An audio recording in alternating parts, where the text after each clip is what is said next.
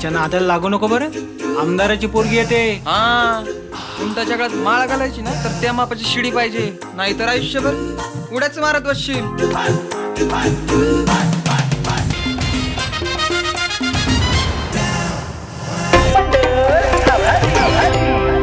थंडी सुरू आहे, अशात मेथी टाकून केलेले लाडू फार पोषक असतात. डिंकाचे लाडू, बाजरीची भाकर, लिंबाचा रस, तुळशीच्या पानांचा कडा, गवती चहा, गुळाचा पाक सगळं पोषक आहे. जगाला माहिती आहे की हे पोषक आहे.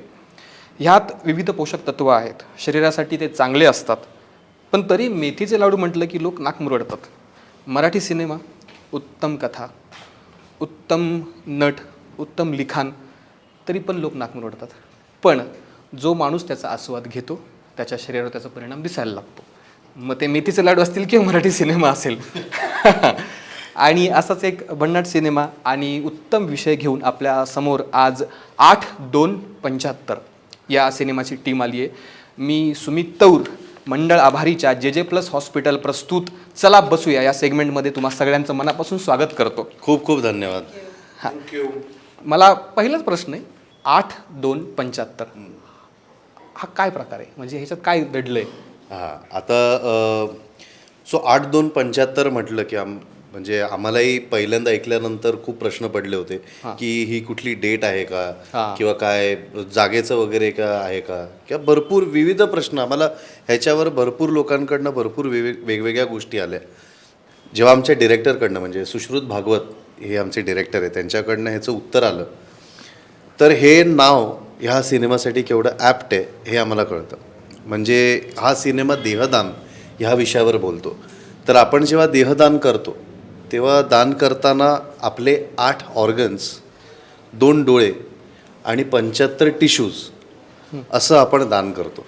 सो त्याच्यामुळे 8-2-75 सो अशा प्रकारचं नाव आहे. आणि खाली आमची टॅगलाईनसुद्धा आहे की फक्त इच्छाशक्ती हवी. सो देहदान करताना फक्त इच्छाशक्ती लागते हे सगळं करण्यासाठी. सो हे 8-2-75चा अर्थ कळल्यानंतर मला नाही वाटत कोणाला कुठल्याही प्रकारचं कन्फ्युजन राहतं. वा, एका आठवड्यात 2 प्रमोशन, मंडळाभर इतकं आवडलंय का? अर्थात, म्हणून तो दुसऱ्यांदा या सोफ्यावर. हां, काय आहे अनुभव या सिनेमाचा? खूपच विशेष असा अनुभव ॲक्च्युली, आणि विशेष सिनेमा. कारण देहदान किंवा अवयवदानवर भाष्य करणारी पहिली फीचर फिल्म आहे, पहिला कमर्शियल सिनेमा आहे. आणि त्याला आत्ता तो रिलीज होतो आहे मराठी प्रेक्षकांच्या समोर, पण त्याला आपण काय म्हणू शकतो, ग्लोबली अक्लेम्ड सिनेमा आहे. त्याला जवळपास 93 बक्षिसं मिळाली आहेत वेगवेगळ्या फेस्टिवल्समध्ये, वेगवेगळ्या कॅटेगरीजमध्ये. मग ते दिग्दर्शक असो, अभिनेता अभिनेत्री असो किंवा लेखन असो. सो खूप कौतुक आहे मला या सिनेमाचं, आणि खूप लाडका सिनेमा आहे हा आमचा. त्याला त्यांनी कमवलेल्या बक्षिसांमुळे तर नक्कीच, पण ऑल्सो बिकॉज हा विषय इतका, ज्या पद्धतीने हा विषय मांडला गेला ना या चित्रपटात, कुठेही भाषण न देता, कुठेही प्रवचन न देता, किंवा कुठेही आम्हाला तुम्हाला हे शिकवायचं आहे आणि तुम्ही हे केलंच पाहिजे हे न करता, इतक्या साध्या सोप्या खेळकर पद्धतीने हा विषय तुमच्यासमोर येतो की तुम्हाला ते तुमचं उमजून जातं की बाबा हो यार, हे असं घडायला पाहिजे किंवा हे झालं पाहिजे. आता चित्रपट जेव्हा मी करत होतो तेव्हा मला कळलं की भारत देहदानाच्या यादीमध्ये शेवटच्या 5 देशांपैकी एक आहे. बापरे. सो खूप चांगलं वाटतं की अशा वेळे जेव्हा आपण म्हणतो ना काळाची गरज आहे, अशा वेळेस हा सिनेमा येतो. तो मराठीत होतो, कारण का मला असं वाटतं मराठी प्रेक्षक खूप समंजस आहेत आणि खूप हुशार आहेत कॉन्टेंट ॲब्झॉर्ब करण्याच्या बाबतीत. त्यांना माहिती आहे कोणतं कॉन्टेंट चांगलं असतं, कोणतं कॉन्टेंट वाईट असतं. आणि मी हे खूप ठामपणे सांगू शकते की हा जो कॉन्टेंट, आता जो शब्द आला आहे, ते कॉन्टेंट खूप चांगलं आहे. आणि नुसतंच कॉन्टेंट नाही तर एका वेगळ्या विषयाला मी हात घातला आहे, त्याच्यावर भाष्य होतं आहे आणि त्याची जागरूकता क्रिएट करण्याचा एक प्रयत्न आहे. सो हे मला असं वाटतं खूप कौतुकास्पद आहे या सिनेमाचं. वा, मला सरांना, म्हणजे me out of the track जाऊन जरा एक गोष्ट बोलायची आहे. हो, बोला ना. मी एकांकिका करतो, नाटक करतो, आणि सोबतच आता हे सुरू झालंय. पण हे सगळं करताना आनंद इंगळे, सतीश तारे, संजय मोने, विक्रम सर हे आमच्यासाठी नट तर आहेतच, पण हे आमच्यासाठी मापदंड आहेत. अरे नाही रे की- बापरे, नाही नाही, मी हे माझं आहे की आमच्यासाठी ही मापदंड आहेत की असं काम करायचं, अशी जागा काढायची, हे असं टायमिंग असतं. तू बघितलंस का ह्या नाटकात असं होतं, ह्या नाटकात ते म्हणजे असं. आणि त्या माणसासमोर आज मी बसलोय. सो मला ऍक्च्युली तुझी 3 नावं घेतलीस ती खरी आहेत. माझं नाव त्यातनं काढलंच तरी चालेल. मला अजून खूप शिकायचं आहे. किंबहुना मी सुद्धा ह्यांच्याचकडे बघून, विक्रम काका असेल, आमचा सतीश तारे होता, तर ह्यांच्याकडनं खूप मलाही शिकायला मिळालं आहे आणि अजून शिकतोच आहे. त्यामुळे सध्या आपण दोघं त्या तिघांचं नाव घेऊया. नाही नाही, आमच्यासाठी ते नाव महत्त्वाचं आहे. मला ना एक प्रश्न विचारायचा तुम्हाला, मी जो लक्षात ठेवला की आनंद निंगडे म्हटलं ना की मराठीसाठी फार आग्रह असलेला माणूस, असंच सतत चित्र दाखवण्यात आले मला माझ्या म्हणजे स्किटमधून कुठल्या ह्याच्यातून. तर ते खरंच तसं आहे का? मराठीसाठी आग्रह धरणं काही चूक नाही ना. हां म्हणजे चांगलं मराठी बोलता यावं ही काही चुकीची गोष्ट नाही, किंवा हे काही हो मी आग्रही असतो, पण थोडंसं अतिरंजित पण झालं आहे. मी इतकाही आग्रह नाही की कुठलाही लहेजा मला समजू नये. प्रत्येक भाषेच्या लहेजाचा एक वेगवेगळा गोडवा असतो जो मला समजतो, पण प्रमाण मराठी आपण ज्याला म्हणतो ते बोलायला कॅरेक्टरसाठी माझं म्हणणं होतं. वैयक्तिक आयुष्यात तुम्ही कम्युनिकेशन झालं तर तेवढ्यापुरतंच पुरे, असाही एक स्टँड असू शकतो, अशी एक भूमिका असू शकते. माझी तशी नसते. कुठलीही भाषा, मी फक्त मराठी भाषा असं म्हणत नाही आहे, पण इंग्रजी जर बोलत असो किंवा, तर त्याचं एक छान व्याकरण असतं आणि ते व्याकरण समजून घेतलं तर आपल्याला जास्त मजा येते भाषा बोलायला. पण त्याचं अतिरंजित ते केलं गेलं की मग मी अगदी म्हणजे इतका टोकाचा की कोणालाही काय, तर असं अजिबात नाही आहे. ते जे केलं गेलं ते त्यांच्या विनोदासाठी, अनेक पंचसाठी ते वापरलं जातं. पण येस, चांगली मराठी बोलणारी जर का एखादी गोष्ट असेल किंवा एखादी गोष्ट म्हणजे गोष्ट जर अशी चांगलं मराठीत लिहिलेली असेल तर त्याचं अभिवाचन करायला किंवा आपल्या बोलीभाषेत सुद्धा चांगलं मराठी बोलायला मला आवडतं. हां, म्हणजे माझा प्रश्न तोच होता की बोलीभाषेवर पण तितकंच प्रेम असायला पाहिजे. असतंच, अरे कुणाचंही असतं. हां हां, हेच आहे. पण आता जसं तुम्ही इकडे येणार म्हटलं ना की मग आम्ही स्क्रिप्टमध्ये म्हटलं इतकं नका टेन्शन घेऊ. तो पण हाच मुद्दा आहे माझा की हे खरंच तसं काही नाही आहे. हां, म्हणजे मुळात एकमेकांशी संवाद साधणे, ज्याला कम्युनिकेशन असं इंग्रजीमध्ये म्हणतात, तर तेवढं असलं तरी पुरेसं असतंच की. म्हणजे तुला काय म्हणायचं आहे हे माझ्यापर्यंत पोचणं.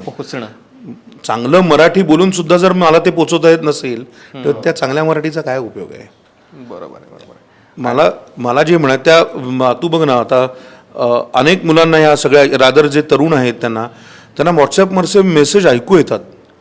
त्यांना बरोबर कळतं ते व्हॉट्सॲपवरती नक्की काय म्हणलं आहे. माझ्या पिढीला ते कळत नाही. हो, माझ्या पिढीला मेसेज ऐकू यायचे नाही, कारण आम्हाला ती सवय नव्हती. एक व्यवस्थित पत्र असायचं, त्यात सुरुवात असायची, हां, म्हणजे शेवट असायचा. माझा सांगण्याचा उद्देश एवढाच आहे त्याच्यातला की मुळात भाषा हे पहिल्यांदा एकमेकांच्या सुसंवादाचं साधन आहे, हे आधी लक्षात ठेवूया आणि व्याकरण नंतर बघूया. म्हणजे व्याकरण बघायचंच नाही असं माझं म्हणणं नाही आहे. पुरणपोळीची चव आवडायला पुरणपोळीत काय काय घातलंय हे माहिती असावंच लागतं असं काही नाही ना. पण असेल तर चांगलं करताही येते. करेक्ट.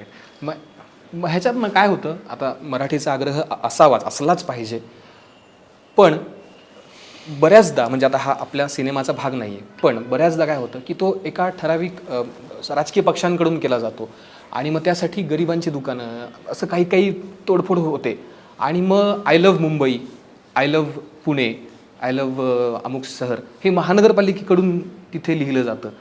मग त्यावेळेस काय म्हणू आपण, ते राजकीय पक्ष ती लोक त्या प्रशासनाकडे जाब विचारत नाहीत, पण मग इकडे छोटी व्यापाऱ्यांना हे करतात. ह्यावर काय वाटतं तुम्हाला?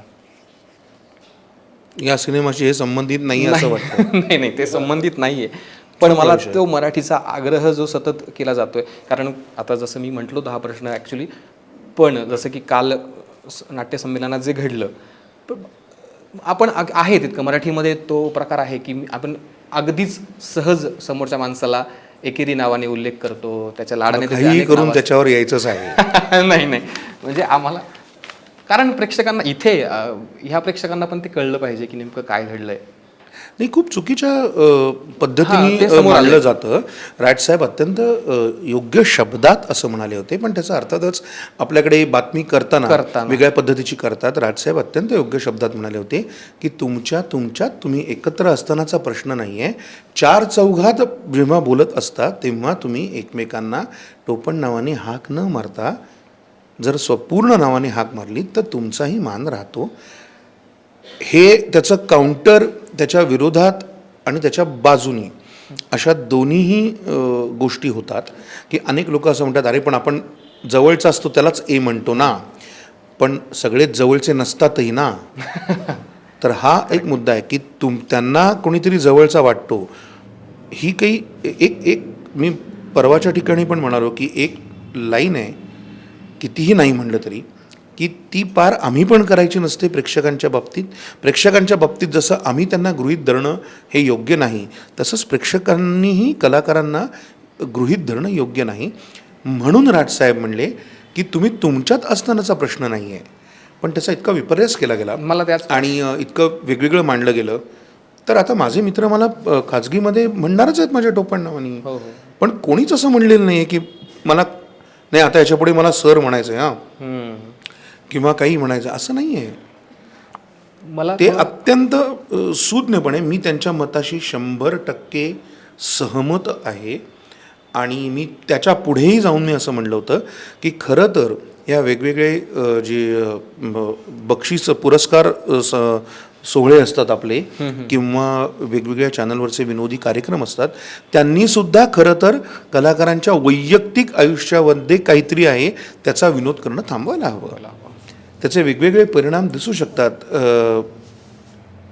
कुणाला काही चुकून मनाला लागलं किंवा कुणाच्या घरच्यांनी बघून अरे हा असा आहे का असं वाटलं तर ते किती विचित्र ठिकाणी जाईल. तर तसं करणं आम्हीही थांबवायला हवं. हेही माझं मत अगदी 100% आहे. मला असं वाटतं की तुझ्या प्रश्नाचं पुरेसं उत्तर दिलेलं आहे. माझा त्याच्याही पुढे प्रश्न होता की काय झालं ह्याच्यातून, तुम्हाला हा प्रश्न विचारला गेला आणि ह्या प्रश्नाचं तुमचं उत्तर घेतलं गेलं आणि अनेक चॅनल्समधून काय झालं, मग इकडे राजसाहेबांचा फोटो, इकडे तुमचा फोटो, मध्ये एक वीज चमकलेली आहे, अशा प्रकारे ते समोर मांडलं गेलंय. सो आज ज्या प्रकारे तुम्ही इथे व्यवस्थित त्याला क्लिअर केलं आणि मग काय होतं, आम्ही नाही मी आता क्लिअर केलं असंच मी तिथेही क्लिअर केलं होतं. कदाचित तुझ्या चॅनलमध्येही तू वीजच दाखवशील. नाही त्यांचा मी कधीच नाही, कारण 8275 नावाचा आमचा नवीन चित्रपट येतो आहे. नाही मला सो आपण आपल्या चित्रपटाकडे वळूया. मला तिकडे यायचंच आहे. मला अरे हे चालूच राहतं ना, ह्या गोष्टी चालूच राहतात ना, त्यामुळे त्यांनी काही फारसा फरक पडत नाही. ना राजसाहेबांना पडतो ना आम्हाला कलाकारांना पडतो. त्यांनी जे सांगितलं आहे ते आमच्यापर्यंत पोचलं आहे. आम्हाला जे म्हणायचं आहे ते आम्ही वागण्याचा प्रयत्न करू आणि ती गंमत प्रेक्षकांपर्यंत त्यांनाही चॅनलवाला अनेक वेळेला बातमी करायची असते. करेक्ट. त्यामुळे ठीक आहे. ते मला हा सिनेमा जो आहे तर ह्या कारण ना मी तुमचा पोस्टर गर्ल्स पाहिला होता. बरं. आणि त्यात तुम्ही जे कॅरेक्टर पकडलं होतं ना, त्याचं नाक लाल असतं आणि त्याची चालण्याची पद्धत, त्याची नजर त्या पात्राची, हा अभ्यास कुठून करता? कारण मी आज आम्ही जेव्हा ट्रेलर बघत होतो त्यात तुम्ही पाण्यातून वगैरे वरती येता आणि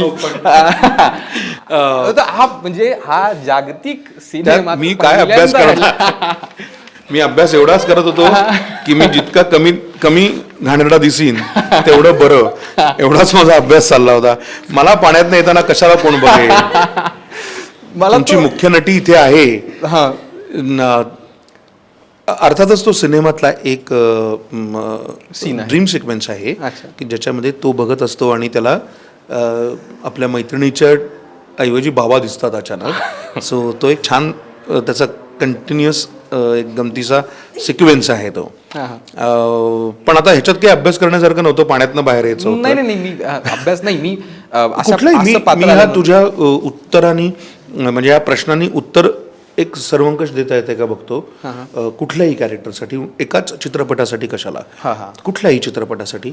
तर मला असं वाटतं की अभ्यास हा ऑब्झर्वेशनमधनं म्हणजे ॲक्टिंगची एक अभिनयाचं काय म्हणूया आपण त्याला, एक व्हर्जन असं आहे किंवा त्याच्याबद्दलचं एक म्हणणं असं आहे की acting is nothing but observation. हे एक म्हणलं गेलं आहे. त्या काही आहेत त्याच्यापैकी एक. दुसरं आहे ॲक्टिंग इज ॲक्च्युली रिॲक्टिंग. बरोबर. तर ह्या सगळ्या गोष्टी आम्हाला वर्कशॉप्समध्ये, आम्ही जेव्हा तरुण होतो तेव्हा आमच्या वर्कशॉप्समध्ये आम्हाला वेगवेगळ्या लोकांकडनं, दुबेजी असतील, त्यांचे वर्कशॉप्स मी फार नाही करू शकलो, पण जी काही जेवढी केली तेवढी. आणि थिएटर अकॅडमीची वर्कशॉप्स व्हायची, श्रीरंग गोडबोले घ्यायचे, विजयाबाई मेहतांची 2 वर्कशॉप्स, मोठी वर्कशॉप्स अटेंड केली. आणि ह्या सगळ्यातनं ते जे थिएटर एक्सरसाइज असतील म्हण किंवा त्या पद्धतीच्या गोष्टी असतील म्हण, ह्याच्यातनं ते निर्माण झालं की अब तुम्ही काम कसं करायला हवं. अर्थातच अनेक मित्रांशी बोलून मग चर्चांमधनं हे जास्त उमगायला लागलं.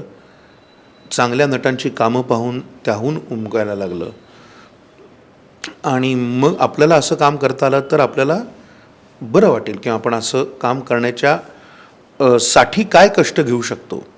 आणि मग त्याच्यातनं तो अभ्यास, आणि हे माझ्या एकट्याचं नाही आहे, कुठल्याही कलाकाराचं असंच असतं की आपण आता ह्याच्यामध्ये काय एक्सप्लोअर करू शकू.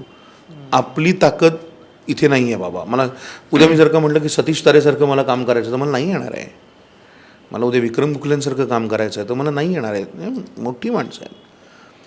पण मग आपल्याकडचं आहे ते 100% कसं देता येईल ह्याच्यातनं जेव्हा अभ्यास होतो मग तो सगळ्याच कॅरेक्टरविषयी माझ्यासाठी मी जास्त ऑब्झर्वेशन आणि रिॲक्टिंग हे म्हणजे माझ्या शब्द याच्यापेक्षाही जे असायलाच पाहिजेत चांगले, पण मग मधल्या जागा जास्त शोधायचा प्रयत्न मी करतो. मी असं ऐकलं पण आहे की वाक्यांपेक्षा मध्ये जे जागा असतात बिटवीन द लाईन्स, त्याच्यामध्ये खरं अभिनयाचं गमक लपलेलं असतं, असं असू शकतं. पण ते कसं एक्सप्लोअर करायचं, ते वापरायचं कसं, हे त्या नटाच्या बुद्धीवर आणि ताकदीवर अवलंबून आहे.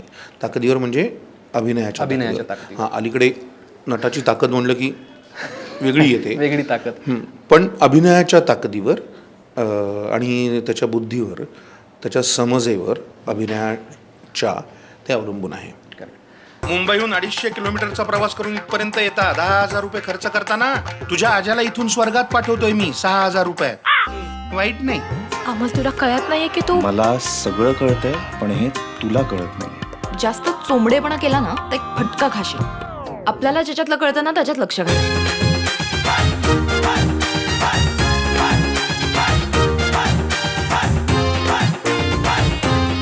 उद्यापासून लेक्चर्स बंद. कोणीही वर्गात जायचं नाही.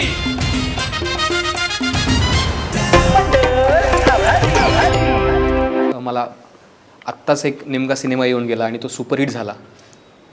रितेश देशमुखने त्याचं दिग्दर्शन केलं होतं आणि तो त्यात होता सुद्धा.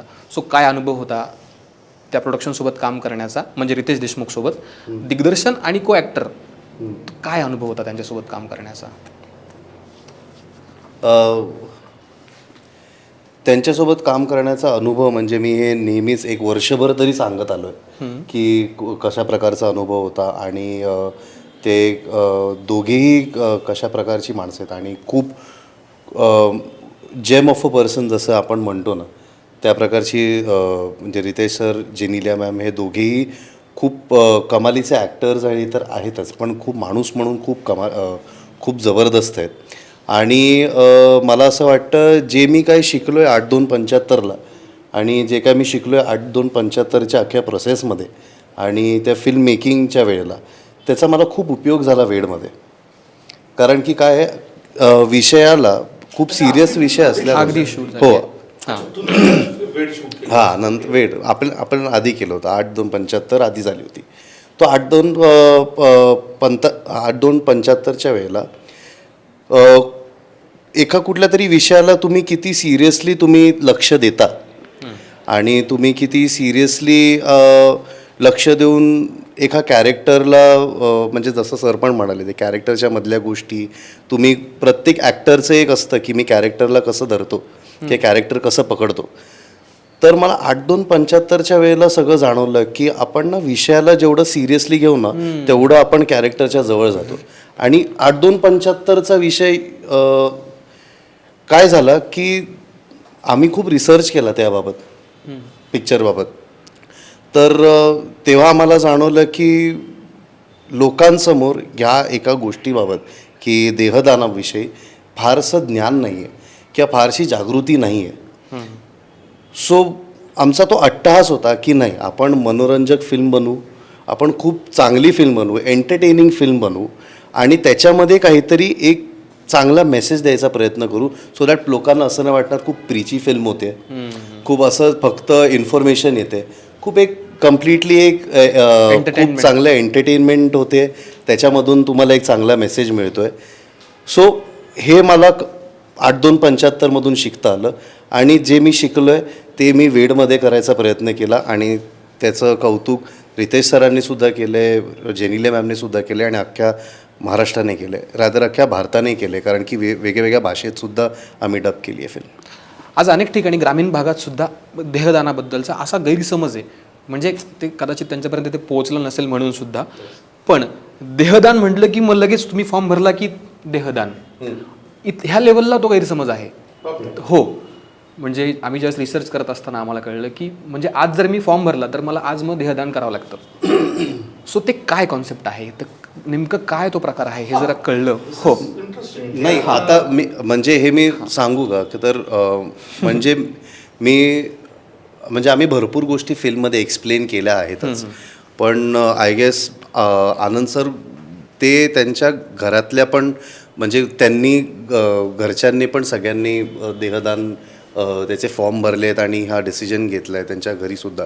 तर आय गेस ह्या गोष्टीचं ते खूप चांगलं उत्तर देऊ शकतील मला असं वाटतं.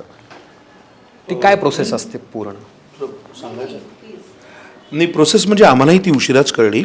देहदान करायचं असेल तर आपल्याला जो फॉर्म भरायचा असतो, तर सगळ्यात महत्त्वाची तुम्ही जो प्रश्न सांगितलात किंवा जे सांगितलं ते प्रेक्षकांपर्यंत मी सांगायचा प्रयत्न करतो की देहदानाचा फॉर्म भरला याचा अर्थ तुम्हाला ताबडतोब देहदान करायचं आहे असा मुळीच नाही. त्यापेक्षा आपल्या कायद्यामध्ये फार गमतीशीर गोष्टी आहेत की तुम्हाला देहदान आणि अवयवदान ह्या दोन वेगवेगळ्या गोष्टी आहेत. आमचा चित्रपट दोन्ही विषयी बोलतो. अवयवदान ही जी गोष्ट आहे 8-2-75 समजा, तर ही एका वेगळ्या ठिकाणी करायला लागतं तुम्हाला. त्याची नेमून दिलेली सरकारी हॉस्पिटल्स असतात, तिथेच जाऊन तुम्हाला अवयवदान करावं लागतं. आणि त्यानंतर देहदान म्हणजे तुम्हाला हॉस्पिटलला वापरण्यासाठी, शिकण्यासाठी, विद्यार्थ्यांना मेडिकल कॉलेजेससाठी तुमचा देह पुढे दिला तरी चालण्यासारखं असतं. आता तो तुम्हाला कुठे द्यायचा आहे ह्या तुमच्यावरचा हे आहे, पण एक विशिष्ट ऑर्गनायझेशन आहे जी महाराष्ट्रामध्ये गेली कित्येक वर्ष काम करते आहे. हे तुम्ही कळवलं की तिथली तुम्ही ज्या गावात असाल तिथली ब्रँच येते आणि त्याप्रमाणे त्याच्यावरती सोपस्कार करते. आता यातला सगळ्यात महत्त्वाचा मुद्दा असा आहे की आपल्याकडे मी जरी फॉर्म भरलेला असला की मला देहदान करायचं आहे, तरीही मी गेल्यानंतर माझ्या बॉडीवर माझ्या फर्स्ट ब्लड पहिल्या जे माझे रक्ताचे नातेवाईक आहेत ह्यांचा अधिकार असतो. आणि मी फॉर्म भरला असला तरी आणि ते जर असं म्हणाले नाही आम्हाला देहदान ह्यांचं करायचं नाही, तर कायद्याने ते देहदान करता येत नाही. अच्छा, ओके. अगदी उलट, मी फॉर्म भरला नाही आहे पण माझ्या मुलाला, माझ्या जवळच्या माणसांना, माझा जे कोणी असतील त्यांना वाटलं की नाही आणि फॉर्म भरायचा राहिला होता पण आम्हाला ह्याचा दान करायचा आहे, तर करता येतो. या दोन्ही गोष्टी आहेत अत्यंत महत्त्वाच्या. या संदर्भात संपूर्ण अभ्यास केल्यानंतर संपूर्ण म्हणून मी म्हणलं ना की आपण देहदानाच्या बाबतीत, अवयवदानाच्या बाबतीत, नेत्रदानाच्या बाबतीत तेवढे सजग नाही आहोत. आपल्याकडे रूढी परंपरा ज्या चालत आल्या आहेत त्याचा प्रचंड पगडा आपल्या संपूर्ण भारतावर आहे. म्हणजे असं नाही की आपल्याकडे मराठीमध्ये फक्त तसं आहे आणि बंगालमध्ये तसं नाही किंवा उत्तरेत तसं नाही, तर सगळीकडेच हे चालत आलं आहे ना की नाही ह्या देहाचे सोने झाले असं आपण जेव्हा म्हणतो तेव्हा काय, तर बाबा एकदा देह अग्नी देहाला दिला की आत्मा मोकळा झाला, ही आपल्याकडची एक कॉन्सेप्ट आहे. आणि ती वर्षानुवर्ष वेगवेगळ्या पद्धतीने त्याच्यावरचाही अभ्यास आहे की किती काय म्हणतात त्याला 84 युनिटनं फिरून 84 लक्ष युनिटनं फिरून तुम्हाला माणसाचा जन्म मिळतो, मग त्यानंतर तुम्हाला मुक्ती आहे. हा एक आपल्याकडे खूप स्ट्रॉंग असलेला बिलीफ म्हणा किंवा एक आपले संस्कार म्हणा किंवा आपल्या रूढी आहेत त्या आहेत. तर ह्याच्या एक्झॅक्टली उलटं करायचं आणि ते सगळं फेकून द्या म्हणायचं हेही बरोबर नाही. बरोबर. करेक्ट. तर हा चित्रपट ह्या दोन्हीचा बॅलन्स साधण्याचा प्रयत्न करतो. हा चित्रपट तुम्हाला दोन्हीकडे काय आहे, इथे विज्ञाननिष्ठ असाल तर तुम्ही काय आहे आणि रूढी परंपरा सुद्धा पूर्ण फेकून द्या असं कोणीच सांगत नाही आहे. तुम्ही अवयवदान केल्यानंतर सुद्धा तुमच्या देहाला अग्नी दिला जाऊ शकतो. त्यातल्या गोष्टी ते काढून घेतात जेव्हा ओके तेव्हा तुमचे डोळे. आता तुम्हाला माहिती आहे का की या जगाच्या पाठीवर असा एक देश आहे जो सगळ्यात जास्त अवयवदान आणि सगळ्यात जास्त देहदान करतो. आपल्याला माहिती आहे का तो देश कुठला आहे? तो देश आहे श्रीलंका. श्रीलंकेमध्ये असा कायदा आहे की तुम्ही तुमचा मृत्यू झाल्यानंतर नेत्रदान हे कंपल्सरी आहे. वा. मृत्यू झाला की कळवतात आणि ते नेत्रदान केलंच जातं. काय विलक्षण गोष्ट आहे. आपल्याकडे हा कायदा आला तर मग आपल्याकडे त्याच्यामध्ये विरोध होतो कारण भावना असतात. आपण आपला संपूर्ण देश हा आपण भावनेनी प्रेरित होणारी माणसं आहोत. Emotionally driven people, right. आपण भावना एकदा म्हणलं की मग त्याच्यात लॉजिक किंवा अशा गोष्टी थोड्या कमी जास्त होतात. येतच नाही तसं मी म्हणत नाही, पण कमी जास्त होतात. मग कोणालाही दुखवून काय मिळवणार आहे असं होतं. पण आज आपली परिस्थिती अशी आहे असं मला, म्हणजे आता ते जे व्यवस्थित उत्तर जे आहे ते हेच आहे की आज अशी परिस्थिती आहे की आपण चांगले डॉक्टर्स आपल्याला हवे असतील तर त्यांना चांगलं शिक्षण मिळायला हवं. आज नुसत्या त्यांच्या त्या प्लास्टिक बॉडीजवर आणि लाकडाच्या बॉडीजवर शिकून त्यांना प्रत्यक्ष ऑपरेशन येणार नाही. करेक्ट. त्यांना उपलब्ध झाल्या पाहिजेत आपले देह आणि ही फार गरज आहे. जर चांगले डॉक्टर्स आपल्याला निर्माण करायचे असतील तर त्यांना ती गरज त्यांची डॉक्टर की अहो सगळ्या जीवाशी खेळ आहे. ठीक आहे, असं नाही ना माझा एक दुकान काढलं आणि दुकान चाललं नाही तर फक्त मीच बुडेन. सगळे 4-5 लोक जितके पेशंट्स आहेत माझ्याकडे असं नाही आहे ना. हा डायरेक्ट जीवाशी खेळ आहे. तर तो तरी नीटच असला पाहिजे ना. करेक्ट. त्याच्यासाठी त्यांना ते जे योग्य आहे ते मिळायलाच हवं. आणि हा चित्रपट ह्या सगळ्याविषयी बोलतो. ह्यात फार महत्त्वाची गोष्ट तुम्ही बोलून गेले आत्ता की अनेकांना काय होतं ना, मला मेडिकल किंवा मला आरोग्य सेवेत काहीतरी माझं योगदान द्यायचं आहे पण मला तितके मार्क्स नाही पडले, माझं ॲडमिशन नाही झालं, मी फीस नाही भरू शकलो, असे अनेक. हा खूप सोपा पर्याय आहे ना तिथे अर्थात सेवा देण्याची. अर्थात. अरे नुसतं मेडिकल सोड. हो. मी असं समजा मी जिवंत असेपर्यंत मी काहीही वेगळं काही समाजासाठी केलं नाही. याने मी माझं सगळं आयुष्य पुन्हा कोणासाठी तरी देऊ शकतो. 8-2 म्हणजे हा जसं म्हणला तसं 85 जणांचा जीव आपण वाचवू शकतो. ट्रेलरमध्ये ते वाक्य आमच्या म्हणजे ही गोष्ट सुचण्याचं आता तू सांगू शकतेस की ही गोष्ट का सुचली आमच्या दिग्दर्शकांना किंवा निर्मात्यांना. पण ही खूप महत्वाची गोष्ट नाही आहे का की मी एक छोटीशी गोष्ट करायची आहे. करेक्ट. कौन जाने कहाँ देहाचं नंतर काय होणार आहे. माझ्या घरातनं ते गेले त्यांची राख झाली म्हणजेच ते सुखी का मुक्त झाले असं नाही आहे. जान तो चली गई ना. पण मला हेच म्हणायचं आहे की आता अभिमानाने सांगू शकतो अशी वेळ कधी येणार आहे की नाही त्यांचं देहदान झालं. मी कुणाच्याही संस्कारांच्या अंत्यसंस्कार किंवा याच्या विरोधात नाही, अजिबात नाही. का असेल तेही एक शास्त्र आहे, तेही ठरवून केलेल्या गोष्टी आहेत, त्याही त्या एका विशिष्ट काळ. फक्त काळाबरोबर येताना काय मागे सोडलं पाहिजे आणि काय आता पुढे आपण करायला पाहिजे ह्याचा बॅलन्स साधावा इतकी इच्छा. आता हा मी जसं म्हटलं तसं की हा चित्रपट का त्याचं जे तू म्हणालास ना की आपण कसे उपयोगाला येऊ शकतो ते आमच्या निर्मात्यांचं उदाहरण आहे. करेक्ट. आमचे निर्माते Sudhir Kolte, one of the निर्माते ॲक्च्युली.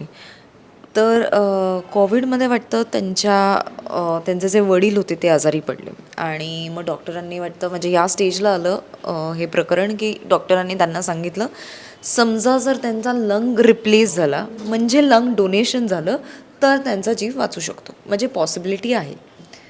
पण लंग डोनेशन नाही झालं आणि नव्हतं, त्यामुळे त्यांचा जीव गेला. आणि त्याच्यानंतर त्यांना ते जनरलीसुद्धा काय म्हणतात आपण सोशली खूप अवेअर आहेत की त्यांना सामाजिक विषयांवर हात घालायला खूप आवडतो.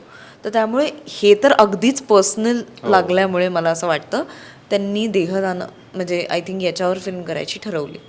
सो तिकडनं हा विषय चालू झाला आणि सुश्रुत भागवत जो दिग्दर्शक आहे आणि शर्वानी पिल्ले जिने कामही केलं आहे आमच्या चित्रपटात, यांची कथा आहे बेसिकली ही आणि संजय मोने यांनी डायलॉग्स लिहिले.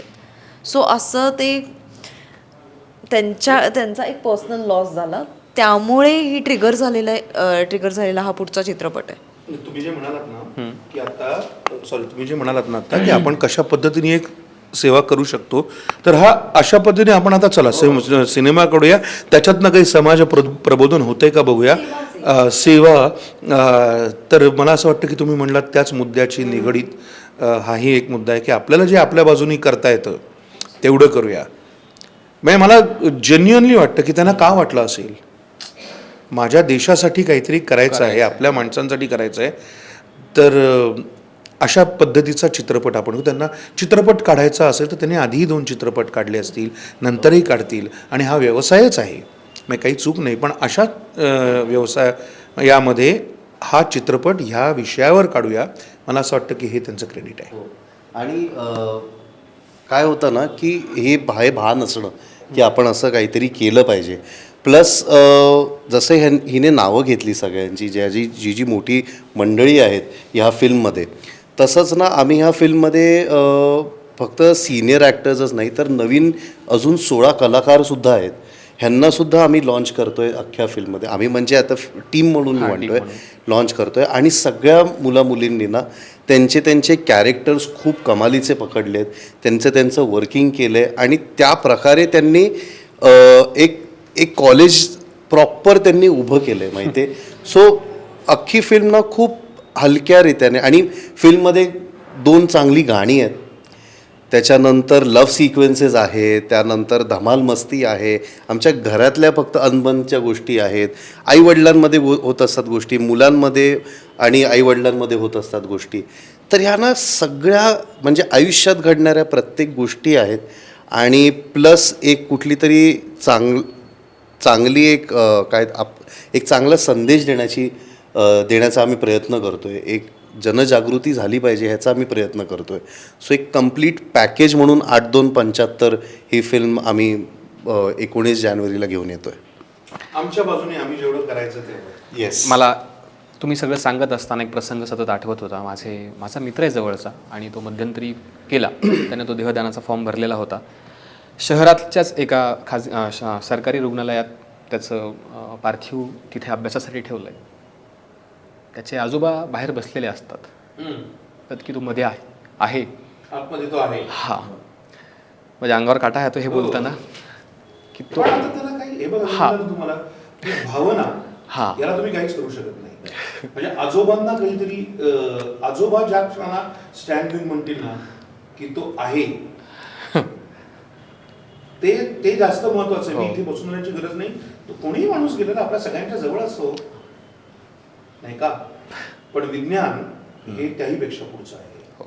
त्यामुळे ज्या क्षणाला ते कळेल, आता हीच मी जे म्हणतो ना, जी भावना म्हणतो आपण, जे फिलिंग म्हणतो आपण, जे इमोशनली ड्रिव्हन आहोत आपण, हे जे म्हणतो ते हेच आहे की ह्या गोष्टीत आपल्याला भयंकर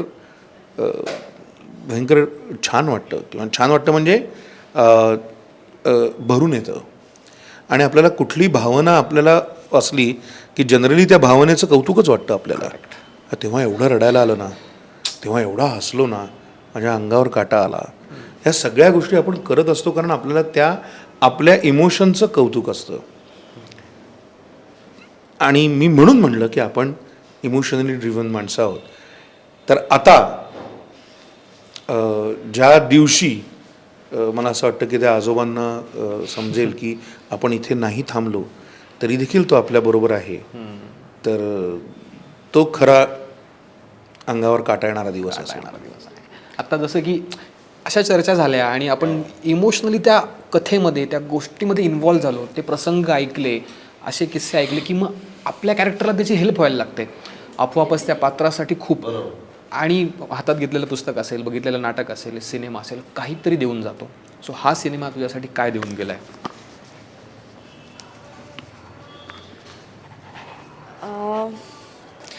कदाचित खूप फारफेच्ड बोलत असेन मी, पण जरा माणुसकी अजून जास्त समजायला लागली या सिनेमाच्या निमित्ताने. आणि नुसतं सिनेमाच्या निमित्ताने नाही, तर ही जी प्रोसेस आहे ना आमची, आम्ही प्रमोशन्सला जातो आहे, आम्ही रोज नवीन एक गोष्ट ऐकतो, त्याच्यामुळे मला असं वाटतं की ते अजून उमजत गेलं की कदाचित आता ही एक वेगळी गोष्ट आहे की आता आजच्या जगात आपण एकमेकांशी तितके कनेक्टेड नाही आहोत. आपण हळूहळू तो टच विसरत जातो आहे, डिजिटल एज आहे आणि ते सगळं आहेच आहे. पण ते जे कनेक्शन किंवा दुसऱ्यासाठी अनकंडिशनली काहीतरी करण्याचा स्वभाव किंवा तो विचारही डोक्यात येणं, हे मला जास्त कदाचित समजायला लागलं. चित्रपटाच्या आधीच मी ठरवलं होतं, चित्रपट माझ्याकडे खूप नंतर आला, पण त्याच्या आधीच केव्हा तरी मी ठरवलं होतं की मला देहदान करायचं आहे. आणि ते मी कदाचित असं बोलले असेल की काही न विचार करतं की मला देहदान करायचं आहे, माहितीही नसेल मला देहदान म्हणजे काय. डोक्यात फक्त एकच होतं की नाही बाबा, जाताना आपण काहीतरी देऊयात ना, कोणाचं तरी भलं होईल. पण तेव्हा सुद्धा माझी आई पटकन म्हणाली होती की देहदान नाही अगदी, कारण अग्नी देण्यासाठी शरीर पाहिजे ना, असं ती तेव्हा म्हणाली होती. आता तेव्हा तिच्या म्हणण्याचा कळाला नव्हता मला, मी लहान होते कदाचित ते समजण्यासाठी. पण आता जेव्हा मी तो विचार करते तेव्हा मला नाही वाटत ती कुठे चुकते. पण ऑन द कॉन्ट्ररी मला हेही वाटतं की माझं सगळ्यांचंच समाजाला काहीतरी देणं लागतं. आणि जर आपण स्वतःचाच विचार करत बसलो तर कधीच आपण पुढे जाऊच शकणार नाही. आणि अगदी देहदान नाही, पण अवयवदान तर मी नक्कीच करू शकते अगदी. आता काय, हा जो डिसिजन आहे, आता हा जो टॉपिक आहे तो ट्रिगर झाला आहे हळूहळू. आता जेव्हा या फिल्मला जरासा वेळ झाला, आता जेव्हा माझी आई फिल्म बघेल तर कदाचित तिचं म्हणणं वेगळं असू शकतं. कदाचित आमच्यातलं आत्ता होणारं डिस्कशन खूप वेगळं असू शकतं. आता मी तिला वेगळ्या प्रकारे कन्व्हिन्स करू शकते की असं आहे, असं करायला पाहिजे होतं. तेव्हा मी अशा हिशोबाने म्हणाले होते. आणि आत्ता पण मला काहीसं असं वाटतं की हे जे आपला देश यादीत शेवटी आहे देहदानाच्या किंवा अवयवदानाच्या, या जरी टेक्निकल गोष्टी असल्या तरी माझ्या डोक्यात त्या टेक्निकल गोष्टी नाहीच आहेत. माझ्या डोक्यात एकच गोष्ट आहे की मला जाताना कुणाचं तरी भलं करायचं आहे. कदाचित माझ्या डोक्यात हे, कारण मी त्या गोष्टींवर थोडा विश्वास ठेवते, म्हणून माझ्या डोक्यात असं आहे की बाबा माझ्या आत्म्याला कदाचित ते पुण्य मिळेल की मी जाता जाता कुणाला काहीतरी देऊन गेले. हे माझ्या डोक्यात असलेलं एक सिम्पल लॉजिक आहे त्याचं. पण सायमल्टेनियसली खरंच कोणाचं तरी चांगलं होतं आणि मला नाही, समाजाला त्याची मदत होती आहे. मी जर आत्ता हे पाऊल घेतलं तर कदाचित माझी पुढची पिढी हे पाऊल घेईल, माझ्याकडनं हा डिसिजन त्यांच्यामध्ये ॲब्झॉर्ब होईल.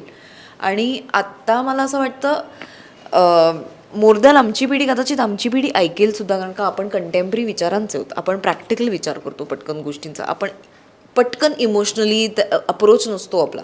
पण आपल्या आईवडिलांची जी पिढी आहे ती थोडीशी इमोशनली ड्रिव्हन आहे अजून सुद्धा, रॅदर 90-80% इमोशनली ड्रिव्हन आहे. आणि आपण ते बदलू शकत नाही. आपण जसं आनंदाचा पण म्हणाले ना, आपण वर्षोनवर्ष आलेल्या परंपरा, रूढी किंवा त्यांचा जो विश्वास आहे बेसिकली या सगळ्या गोष्टींवर, तो नाही डावलू शकत ना, तो धुडकावून लावू शकत.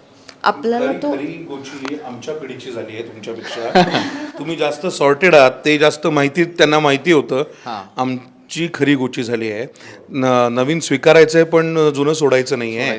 या गडबडीत आम्ही जे 50ची माणसं आहोत त्यांची खरी गोची झाली की काय कळेना झालं. ही पोरं फार सॉर्टेड आहेत, फार कमालीचे सॉर्टेड आहेत हे सगळेच जण. नाही, आणि खरंच तू बघ ना, आता हे 22-25 वर्षाची सगळी मुलं किंवा त्याच्यापेक्षा थोडी 30शीपर्यंतची असतील, हे प्रचंड सॉर्टेड आहेत. त्यांना माहिती आहे काय करायचं आहे काय नाही. विषय सुद्धा ते फार पटकन समजून घेतात रे. करेक्ट. म्हणजे आम्हाला जेव्हा विचार करतो की अरे देहदान बरं मग काय काय आहे?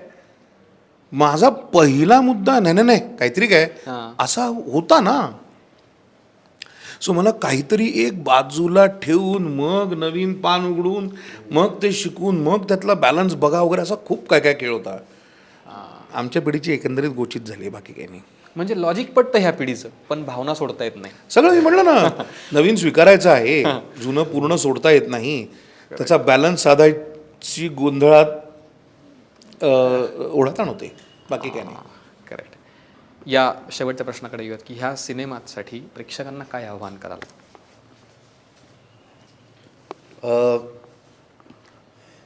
हा सिनेमा फक्त म्हणजे भरपूर सिनेमे येतात, आपण मनोरंजनासाठी येतात, काही इन्फॉर्मेशन देऊन जातात. काही सिनेमे फक्त आपण बघतो, मजा करतो, निघून जातो. काही सिनेमे आपल्याला अरे मस्त कथा आहे वगैरे, खूप सस्पेन्स आहे. ह्या सिनेमामध्ये मला असं वाटतं की हा सिनेमा आत्ता ज्या प्रकारचं सगळं आपण आजूबाजूला बघतोय, ज्या गोष्टी घडत आहेत, खूप महत्त्वाचा सिनेमा आहे, खूप इम्पॉर्टंट सिनेमा आहे हा. कारण की आत्ता जे आपण ज्या युगात आपण राहतो आहे त्याच्यात देहदान आणि अवयवदान हे आत्तापासून जर आपण ह्या गोष्टीवर चर्चा नाही केली तर मग पुढे जाऊन ते मग अजून खूप डिफिकल्ट होत जाईल. कारण की आत्ता जर आपण चर्चा केली तर त्याबाबत थोडा अवेअरनेस आत्ता निर्माण होईल, मग त्याच्यानंतर एक्सेप्टन्स येणार आणि त्यानंतर ॲक्च्युअल अप्लाय करतील लोक. सो ही खूप मोठी प्रोसेस आहे. सो हा सिनेमा येणं हा खूप महत्त्वाचा डिसिजन आहे आणि खूप महत्त्वाचा सिनेमा मला वाटतो. आणि नवीन वर्षाची सुरुवात या सिनेमातनं होते तर खूप कमालीची गोष्ट आहे. तर हे जरी असलं तरी अशातला भाग नाही की 8-2-75 तुम्ही मनोरंजनाचं काही गोष्ट नाही आहे. आम्ही मनोरंजक पद्धतीने आम्ही दाखवलं आहे. कारण की साध्या सोप्या म्हणजे सोपं करून सांगितलं तर बघणार, जर हसवून सांगितलं तर बघणार. म्हणजे मी आधी पण नेहमी सांगत आलो आहे, जसं तू डिंकाचा लाडू किंवा मेथीचा लाडू म्हणालास तसं आई मला नेहमी पालेभाजी जर मला खायची नसेल तरी मला आवडते भेंडीची भाजी तर ती त्याच्यात थोडीशी पालेभाजी टाकून देते. तसं आम्ही थोडी भेंडीची भाजी त्याच्यात थोडी पालेभाजी तुम्हाला देणार आहोत. करेक्ट. सो ती घ्या, त्याचा आस्वाद घ्या. 19 जानेवारीला आमचा सिनेमा 8-2-75 फक्त इच्छाशक्ती हवी हा रिलीज होतो आहे. थिएटर्स भरून टाका, हाऊसफुलची पाटी लावा आणि निघताना खूप चांगला विचार घेऊन निघा. करेक्ट. नाटकाची स्क्रिप्ट, सिनेमाची स्क्रिप्ट किंवा पुस्तक आपण त्याचं पान बदलतो, पण कधीकधी ते पान आपल्याला बदलून टाकतं. तसं काहीसं ह्या सिनेमाने ह्या कलाकारांना दिलेलं आहे. आपण सगळे 19 जानेवारीला 8-2-75 या सिनेमाचं तिकीट बुक करणार आणि या सिनेमाला जाणार. मी सगळ्यांना मनापासून या सिनेमा 19 जानेवारीपासून 8-2-75 19 जानेवारीपासून आपल्या जवळच्या चित्रपटगृहात सगळे बघायला जा. आणि मी सगळ्यांना खूप खूप शुभेच्छा देतो त्या सिनेमासाठी. धन्यवाद. थँक्यू.